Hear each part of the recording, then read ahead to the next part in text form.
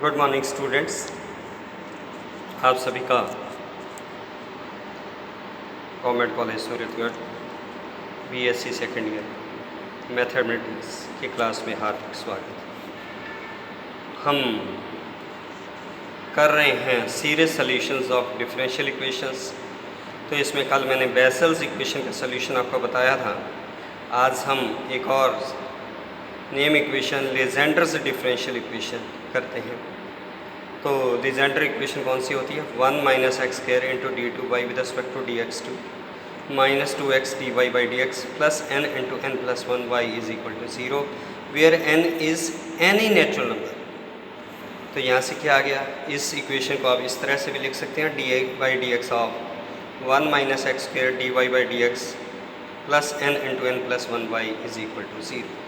तो आपके पास ये क्वेश्चन भी पूछा जाता है कि राइट लीजेंडर्स डिफरेंशियल इक्वेशन, तो ये आपको पता होना था। अब इसका सल्यूशन ज्ञात करने के लिए, क्योंकि सीरीज सल्यूशन कर रहे हैं, तो कल मैंने असेंडिंग ऑर्डर में सल्यूशन फाइंड किया था। आज लीजेंडर इक्वेशन का जो सल्यूशन फाइंड किया कर रहे हैं, लीजेंडर वाज मैथमेटिशियन, तो उसने डिक्रीजिंग ऑर्डर में सल्यूशन दिया था। तो मैं सल्यूशन एज्यूम करता हूँ कि let is equal to r is equal to 0 to infinity a r x raise to power c minus r where a0 is not equal to 0 be the solution of Legendre's equation। मैं dy by dx और d2y with respect to dx2 differentiate करते हुए इस calculate कर देता हूँ। तो ये कैलकुलेट करने के बाद we use the value of y dy by dx and d2y with respect to dx2 from equation second and third in equation first। तो इक्वेशन फर्स्ट में हम रख देते हैं। तो 1 minus x square summation r 0 to infinity a r c minus r into c minus r minus 1 x की power c minus r minus 2 minus 2x into d y by d x है, तो d y by by d x की value रख दी, plus n into n plus 1 y है, तो y का मान summation r 0 to infinity a r x की power c minus r is equal to c. तो अब इनको और सॉल्व करता हूँ। पहले 1 से मल्टीप्लाई कर देता हूँ। तो ये क्या बना? Summation r 0 to infinity a r c minus r minus 1 x की power c minus r minus 2 minus x square से करूँगा तो एक्स स्क्वायर इंटू एक्स की power c minus r minus 2 क्या बन जाएगा? एक्स की पावर सी माइनस आर। तो ये टर्म बनी r 0 to infinity a r c minus r minus 1 x की power c minus r. Similarly minus 2x d y by d x वाली term बन गई summation r 0 to infinity two a r c minus r into c minus x की power c minus r plus n into n plus 1 y। तो y का मान रखा। तो अब इसके बाद x की power c minus r minus 2 वाली ये की पद है उसको अलग कर दिया और बाकी में x की power c minus r common ले लिया। तो आपके पास बना summation r 0 to infinity a r n into n plus 1 minus c minus r into c minus r minus 1 minus twice of c minus r into x की power c minus r is equal to 0। तो bracket में second और third term में c minus r common आ रहा है, तो उसे कॉमन लेकर जब आप सॉल्व करते हैं तो आपके पास बन रहा है summation r 0 to infinity a r c minus r minus 1 x की power c minus r minus 2 plus summation a r n into n plus 1। तो c माइनस आर कॉमन ले लेते हैं तो c minus r into c minus r plus 1 x की power c minus r. तो n को भी अंदर मल्टीप्लाई कर देता हूँ मैं। तो ये टर्म बन जाती है summation r 0 to infinity a r c minus r minus 1 x की power c minus r minus 2 plus summation r 0 to infinity a n. तो n into n square minus c minus r into c minus r क्या बनेगा? C minus r का square. तो इनको अलग कर दिया plus n into 1 plus n minus c minus r into 1 क्या बना? तो minus c minus r x की power c minus r is equal to 0। तो a square minus b square के फैक्टर किए a minus b a plus b. तो वो करने के बाद जो चीज़ कॉमन बन रही है वो एडजस्ट करने के बाद आपके पास बन रहा है summation r 0 to infinity a r c minus r minus 1 x की power c minus r minus 2 as it is a r. तो n minus c plus r common आ गया तो बाकी बचा n plus c minus r plus 1 into x की power c minus r is equal to 0। तो अब क्या है, दो अपने जानते हैं दो पॉलिनोमियल्स इक्वल हों तो वो तभी इक्वल हो सकती हैं जब उनके समान पदों के कोएफिशिएंट्स क्या हों, समान हों।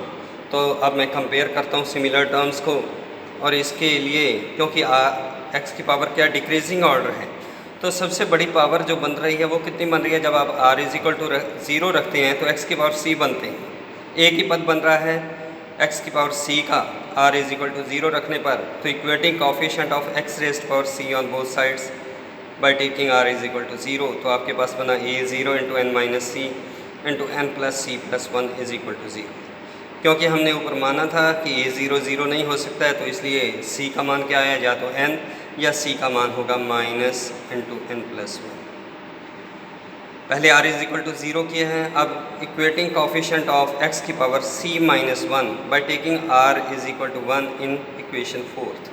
तो c माइनस 1 भी जो सेकंड टर्म है, सेकंड पद प्लस वाला है, उसी से बनता है। तो a1 into n minus c plus 1 into n plus c minus 1 plus 1 is equal to 0। तो यहाँ से या तो a1 इज इक्वल टू 0 आएगा, या c is equal to n plus 1, या c is equal to minus n आएगा। लेकिन c के मान आप ऊपर ज्ञात कर चुके हैं कि या तो प्लस n है, तो इसलिए माइनस n नहीं हो सकता। दूसरा माइनस ऑफ n प्लस 1 है, तो ये भी नहीं हो सकता n प्लस 1, तो इसलिए c के ये वाले मान रिजेक्ट हो गए। तो क्या आ गया आपके पास, a1 इज इक्वल टू 0। और उसके बाद क्या है, terms r is equal to 2 रखेंगे तो वैल्यूज़ क्या है, रिपीट होनी शुरू हो जाती है। जैसे पहले वाले में r इज इक्वल टू 0 बनते हैं तो x की पावर c माइनस 2 बनती है, दूसरे में r इज इक्वल टू 2 रखता हूँ तो x की पावर c माइनस 2 बनती है। तो सारी टर्म्स रिपीट होनी शुरू हो जाती है। तो मैं एक जनरल टर्म ज्ञात करता हूँ, equating coefficient of x raised power c minus r on both sides. तो c माइनस r के कोएफिशिएंट्स को कंपेयर करेंगे तो आपके पास कब बनेंगे c माइनस r, जब r की जगह क्या रखेंगे आप, r माइनस 2 रखेंगे। इसमें फोर्थ इक्वेशन में पहले टर्म में r की जगह r माइनस 2 रखूँगा तो ये क्या बनेगा, c minus r plus 2 minus 2। तो इसलिए वो कोएफिशिएंट क्या बनेगा, a r minus 2 into c minus r plus 2 into c minus r plus 1, plus दूसरी टर्म में x की पावर c माइनस r का कोएफिशिएंट एज इट इज़ ही आ गया, n minus c plus r into n plus c minus r plus 1 a r is equal to 0। तो यहाँ से मैंने ए आर का मान निकाल लिया। ए आर का मान निकालने के बाद अपने पास c की दो प्रकार की वैल्यूज़ है, एक प्लस n दूसरा माइनस n माइनस 1। तो पहले मैं केस फर्स्ट लेता हूँ, c is equal to n और r is equal to 2 substitute करता हूँ। तो वो सब्स्टिट्यूट करने के बाद फिफ्थ इक्वेशन में a2 का मान आ रहा है minus n into n minus 1 upon 2 into 2n minus 1 into a0। इसी प्रकार से अगली बार r इज इक्वल टू 3 रखता हूँ तो a3 इज इक्वल टू ये वैल्यूज़ रखोगे इंटू a3 माइनस 2 a1, लेकिन a1 0 है तो इसलिए ये मान कितना आ गया, 0 आ गया। अब a3 0 है, इसी प्रकार a5 ज्ञात करेंगे, a7 ज्ञात करेंगे, वो सारे 0 हो जाएंगे, यानी कि ऑड कोएफिशिएंट्स तो 0 हो रहे हैं।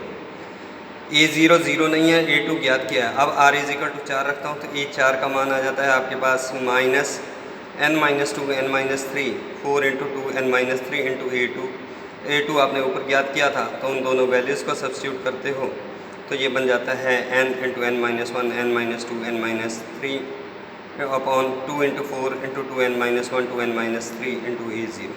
तो अपने ये सारी values a1 a2 a3 a4 equation second में सब्स्टिट्यूट कर देते हैं तो आपके पास सीरीज़ बनती है y is equal to a0 x की power n minus n into n minus 1 upon 2 into 2n minus 1 x की power n minus 2 plus n into n minus 1 n minus 2 n minus 3 upon 2 into 4 into 2n minus 1 2n minus 3 x की power n minus 4। तो ये solution आ जाता है। एक अगर हम ये जो a0 कांस्टेंट है n पॉजिटिव हो और a0 का मान 135 up to 2n minus 1 upon factorial n ले लें तो ये जो सोल्यूशन बन रहा है y का जो मान आ रहा है उसे हम कहते हैं Bessel's function Legendre's functions of first kind, और उसे रिप्रेजेंट करते हैं पी एन एक्स से। तो वो वैल्यू रख देता हूँ तो y is equal to p n x. तो ये जो सीरीज़ है इसको इस प्रकार से लिख सकते हैं, summation r 0 to greatest integer n by 2 minus 1 की power r 2n minus 2r 2 की power n factorial r factorial n minus 2r factorial n minus r x की power n minus 2r। Where greatest integer function आप जानते हैं n by 2 का मतलब क्या होता है, n बाई 2 ही रहता है इफ़ n इज़ इवन।